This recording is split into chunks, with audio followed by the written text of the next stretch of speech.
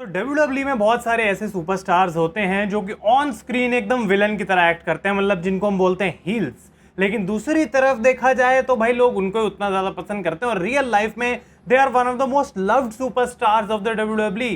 तो आज की इस वीडियो में हम बात करने वाले ऐसे ही 10 सुपरस्टार्स के बारे में जो भाई कमाल के विलन्स थे अपने करियर में या फिर हैं, लेकिन रियल लाइफ की बात आती है तो सॉफ्ट स्पॉट उनके दिल में जरूर है और इसी की वजह से फैंस जो हैं वो उनको बहुत ज्यादा पसंद भी करते हैं। तो आप लोग अपनी लिस्ट भी मुझे बता सकते हैं नीचे कमेंट्स में, और अगर ऐसे और इंटरेस्टिंग टॉप 10 वीडियोस आपको देखने हैं तो सब्सक्राइब जरूर कर लो रेसल इंडिया को, ऐसी और बहुत वीडियोस आने वाली हैं। तो लिस्ट में जाने से पहले मैं एक चीज एड्रेस कर देता हूं फटाफट, बिकॉज बहुत लोग मुझसे पूछे हैं, आई नो कि एक बहुत अजीब सिचुएशन है, कोई नहीं चाहता था ऐसा हो, लेकिन रोहित के बारे में लोग मुझसे पूछ रहे थे रेसल चैटर, तो इतना मैं जरूर बोलूंगा कि he is doing very better now, काफी इंप्रूव्ड है सर्जरी के बाद जो हुआ, लेकिन मैं आपको ज़्यादा डिटेल्स नहीं दूंगा बिकॉज आई थिंक वो उसका राइट है, जब वो वापस आए अपनी वीडियोस के अंदर तो आपको बताएगा कि क्या एग्जैक्टली सिचुएशन थी और कैसा वो फील कर रहा है। लेकिन आप लोगों को कोई टेंशन लेने की जरूरत नहीं है because the year of announcements जो है वो ईयर ऑफ अनाउंसमेंट्स ही रहेगा, इस बात की मैं आपको गारंटी दे सकता हूँ। जो काम हम करने वाले हैं, जो आप लोगों के लिए लाने वाले हैं,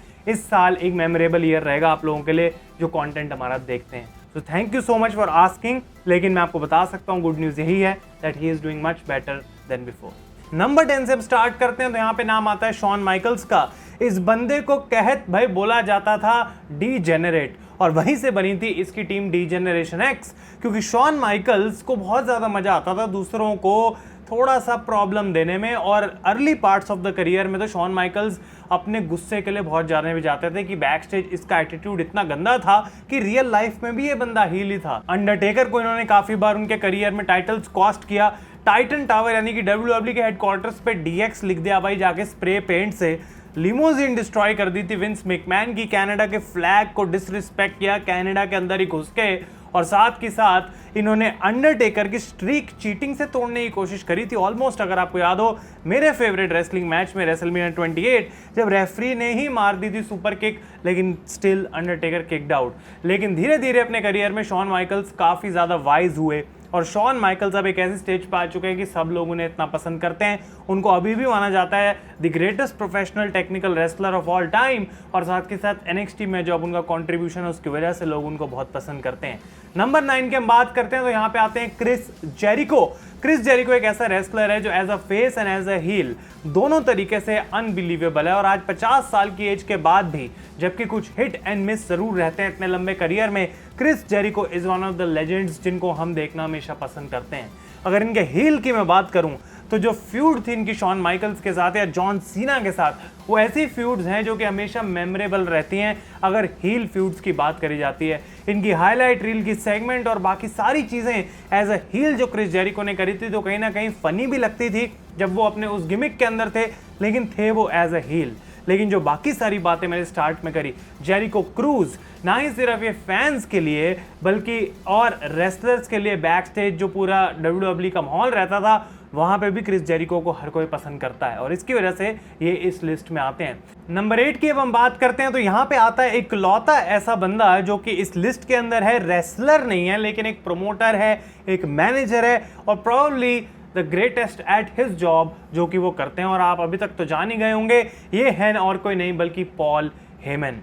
इस बंदे ने ECW की शुरुआत करी, एक ऐसा पैशन लेके न्यूयॉर्क में आया जब सबको लग रहा था एक पॉइंट पे कि इस टाइप की रेसलिंग तो कौन ही देखना चाहता है। इस बंदे ने उस चीज़ को चेंज करा, लोगों के माइंडसेट को चेंज करा, और आज हर एक प्रमोशन में हमें इस टाइप की रेसलिंग देखने को मिलती है। ना ही सिर्फ इतना, WWE जब इनकी नहीं सुन रही थी, पॉल हेमन में इतना दम था कि किसी के नीचे नहीं लगूंगा, मैं बाहर भी जा सकता हूं और जगह भी अपना नाम बना सकता हूं। ब्रॉक लेसनर तो सबसे बड़ा नाम है, लेकिन और ना जाने कितने ऐसे लोग जिनके साथ पॉल हेमन लग गए और उनके करियर का जो पाथ था वो इतना आगे चला गया किसी ने सोचा भी नहीं था। और उसके सबसे बड़े एग्जाम्पल हमारे खुद के ट्राइबल चीफ रोमन रेंस। तो पॉल हेमन को जितना लोग हेट करते हैं, जितने बड़े वो विलन है WWE के स्टोरी लाइन में, उतना ही ज़्यादा रिस्पेक्ट, उतना ही ज़्यादा लव पॉल हेमन को दिया जाता है outside the ring in real life. और इसीलिए ये बात ऐसे ही नहीं इधर उधर बोली जाती, ये एक फैक्ट है that there is only one Paul Heyman, और ऐसे बंदे को कोई खास रिप्लेस नहीं कर पाएगा।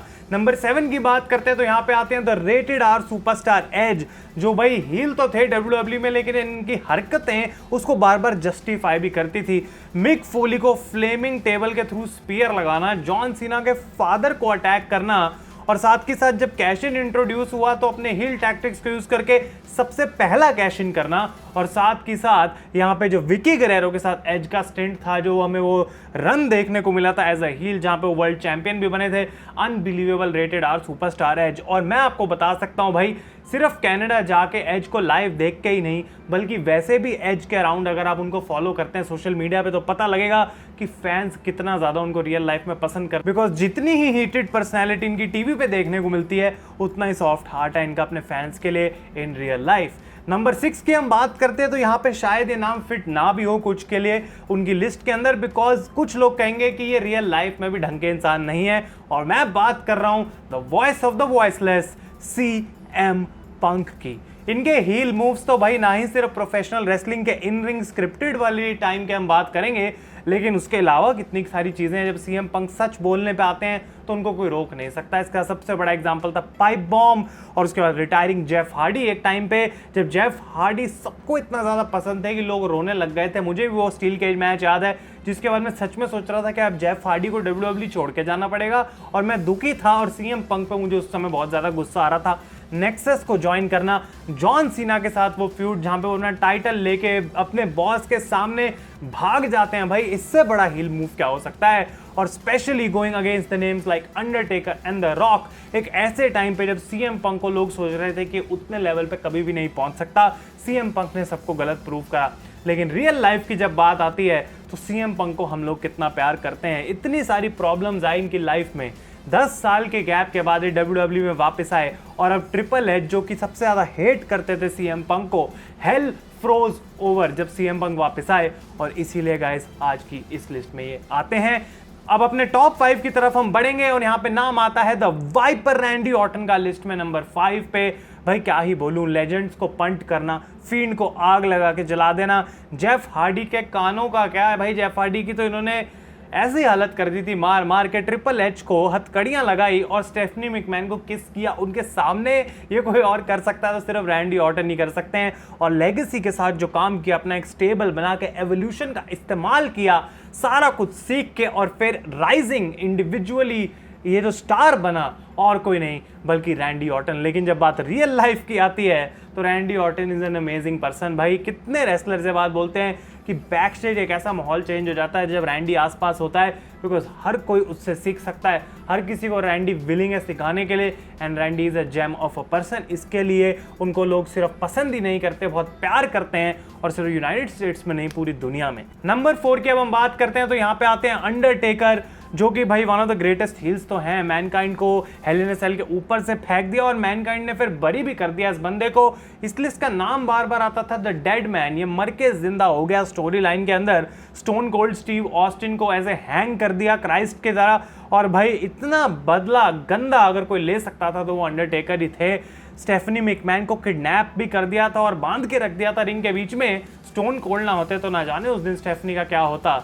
लेकिन अगर बात आती है रियल लाइफ की, मार्क कैलोवे की, स्पेशली इतने सालों बाद अपने गिमिक से बाहर आने के बाद जब अंडरटेकर ने वो इनसाइट दिया सबको अपनी लाइफ के अंदर घुसने का, तो पता लगता है कि मार्क कैलोवे के कंट्रीब्यूशन इनसाइड द रिंग नहीं, आउटसाइड द रिंग उससे कई गुना और भी ज्यादा है।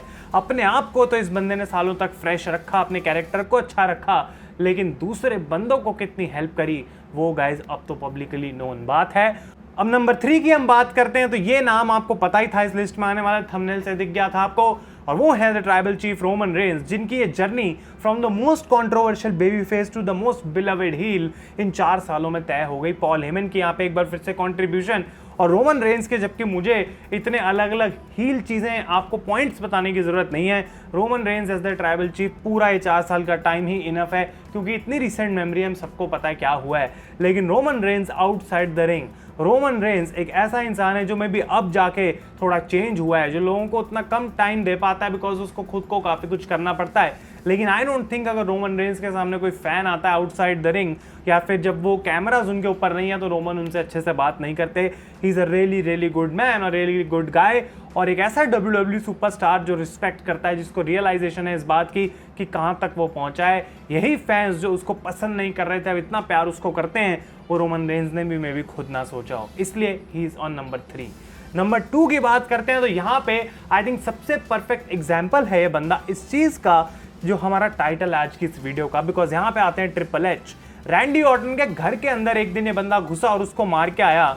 डैनियल ब्रायन को एज अ रेफरी बन के पहले टाइटल जीतने दिया, लेकिन फिर अटैक कर दिया ताकि रैंडी ऑर्टन कैश इन कर पाए।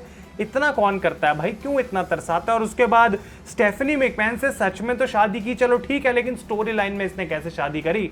ड्रग्स दे के स्टेफनी को ले गया लास वेगास और उससे शादी कर ली। और ये क्या हुआ भाई, आखिर ऐसा कौन करता है? तो ट्रिपल एच के जो हील रन रहे हैं वो अनबिलीवेबल रहे हैं, स्पेशली एज अ रेसलर और फिर उसके बाद अथॉरिटी फिगर में भी।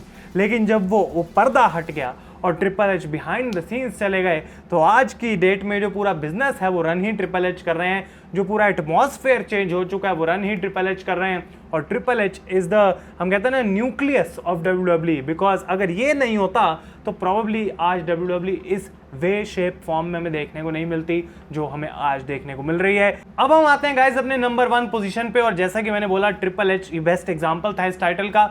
इस बंदे ने उस प्यार को, उस लव को और भी ज्यादा अच्छे एक्सपोनेंशियल स्केल पे किया है, और मैं बात कर रहा हूं ड्वेन द रॉक जॉनसन की। रॉक के हील की अगर हम बात करें तो भाई कौन चर्चा नहीं करता उस चीज के। सबसे रिसेंटली ही अगर हम देख लें, वापस आया the final boss Cody Rhodes को, जिस तरीके से विप किया उसने रेसलमेनिया से पहले और मामा रोड्स को रुलाया, वो चीज जो हमें देखने को मिली। और अगर हम पीछे चले जाएं रॉक के एक्चुअल करियर में, जो फ्यूड रही थी उनकी स्टोन कोल्ड स्टीव ऑस्टिन के साथ, हल्क होगन के अगेंस्ट, इवन जॉन सीना वाली फ्यूड जो back to back WrestleMania main events हुए, इस सब ने अलाउ किया इस बंदे को अपनी गिमिक, अपनी सेगमेंट में रॉक कॉन्सर्ट डालने के लिए, जहां पे इजीली वो ट्रॉल कर सकता है, डिसरिस्पेक्ट कर सकता है किसी भी चीज को।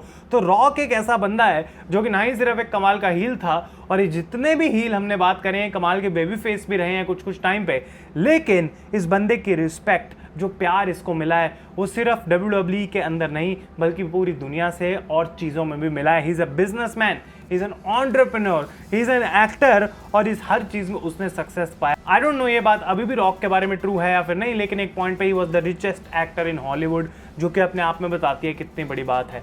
और अब ये बंदा बोर्ड ऑफ डायरेक्टर्स पे आ चुका है, विच शोज कि रॉक को कितना प्यार मिलता है, कितनी बैकिंग मिलती है क्राउड की तरफ से, तभी आज वो इस पॉइंट तक पहुंच चुके हैं। तो आप लोग अपने ओपिनियंस बताएं इस लिस्ट के बारे में, कि आप इससे अग्री करते हैं, डिसअग्री करते हैं, और साथ के साथ अगर आप अपनी ऐसी लिस्ट बनाना चाहते हैं मुझे कमेंट्स में जरूर बताएं, मैं जरूर आपके कमेंट्स पढ़ के उस पर रिप्लाई करूंगा। गाइस तब तक के लिए thank you so much for watching. मैं हूं आयुष और आप देख रहे हैं रेसल इंडिया।